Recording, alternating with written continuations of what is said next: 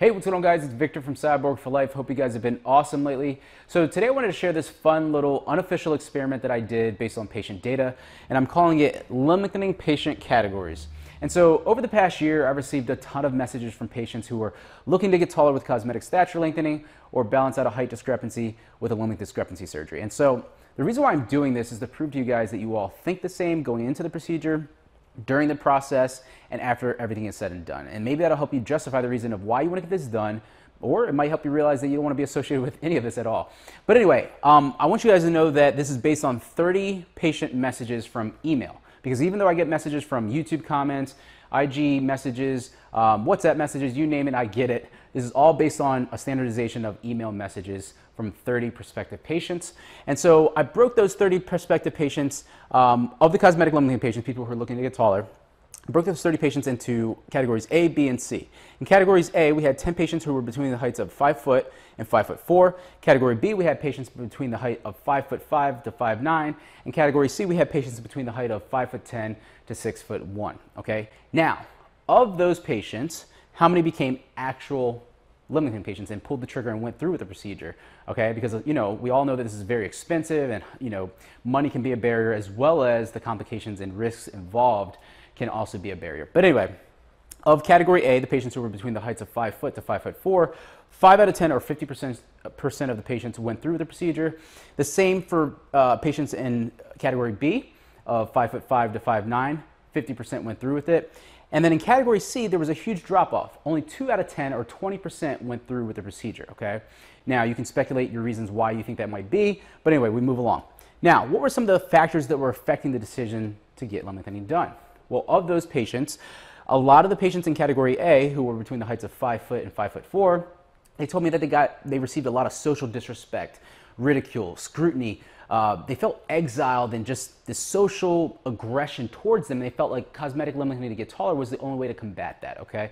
In category B, a lot of these people wanted to improve their physical appearance, whether it was to look taller, to look more attractive to somebody in the dating game, and just improve their physical appearance. And then in category C, we have people who wanted to top off or maximize the benefits that they get from being taller, okay? Now, that being said, all three categories did show some form of height dysphoria, meaning that they were unhappy with their height and they wanted to feel taller to be more confident about themselves, okay? And they also showed some sort of concern, even though some greater than others, about proportions, meaning how their limbs would look to their body after everything is said and done, okay?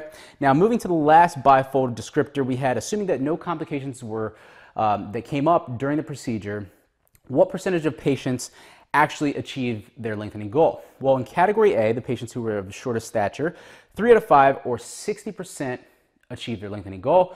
In category B, 4 out of 5 or 80% achieved their lengthening goal. And in category C, 2 out of 2, meaning 100% of patients of the tallest category achieved their lengthening goal. Again, you might speculate, why is this? And you might say that, patients of the shortest stature have shortest bone length, and then that means that they are not able to maximize the amount of length that they're able to get because of their muscles will be the culprit of resistance, and they can't maximize the length of the lengthening device, okay? Whereas patients in category C, patients with the longest bone lengths, were able to achieve that with less resistance than those other patients, okay? And the other final conclusion that I made from this data, of the cosmetic limb lengthening data, was that the most frequent height range that got cosmetic limb lengthening to get taller was between the heights of 5'4" and 5'7". So I hope some of this data helps you realize that you're not alone in the way that you think about the cosmetic stature lengthening procedure. And now we're gonna move on to the limb length discrepancy patients. All right, guys, so now we're going to talk about the limb length discrepancy patients who have a height imbalance and are looking to get limb lengthening done to either balance that out so they can get rid of their back pain, hip pain, knee pain, or whatever. So this is based on 10 prospective patient messages, and of those messages, I had 5 patients that had a traumatic event or some sort of accident that caused trauma to the growth plates and impeded growth, thus creating that discrepancy. And then 5 were from a congenital condition, meaning from birth, okay? And there's a lot of reasons that people are born with that, things like congenital femoral deficiency, tibial or fibular hemimelia, you go down the list, and that is gonna fall under that group. But anyway, of the trauma patients, only 3 out of 5 or 60% went through with it, and of the congenital group, 4 out of 5, a much higher percentage, went through with the procedure. I think the last one is actually still waiting, that actually reached out to me. But it shows that more people with a congenital condition are more likely to go through with it because they have some other deformity that is with it, okay? Like some sort of rotational deformity, some sort of other crazy deformity that's gonna make them wanna get this fixed immediately. For the people with a trauma, it usually has to deal with like how much height difference is there, okay? And I found that, you know, the people that did get it done had a height threshold, meaning that they were all over 1.5 centimeters or greater, meaning that's about 0.7 inches, just under an inch or greater, okay? Now, that's where I think that people really notice it. If you're about a half an inch, like about 1 centimeter or whatever, most doctors, and I think most insurance companies won't even cover it, but I thought this was some pretty interesting data for the limbic discrepancy group. So what do you guys think about that experiment? Pretty cool, huh? It's ready for PubMed, right? I'm just kidding. It'll never be there as unofficial it is. But anyway, I thought it was pretty cool because it lets us all realize that we all think alike. All of us patients kind of think alike when it comes to limb lengthening, whether you're going for stature lengthening or a limbic discrepancy fix. And it shows that there's futuristic demand in this industry, right? There's gonna be more surgeons that come into the field of limb lengthening deformity correction, because there's always going to be people who want to get taller. There's always going to be people with a limbic discrepancy. And, you know, there's going to be new biotech companies that come out with these technological advancements to improve the standardization of the process, okay?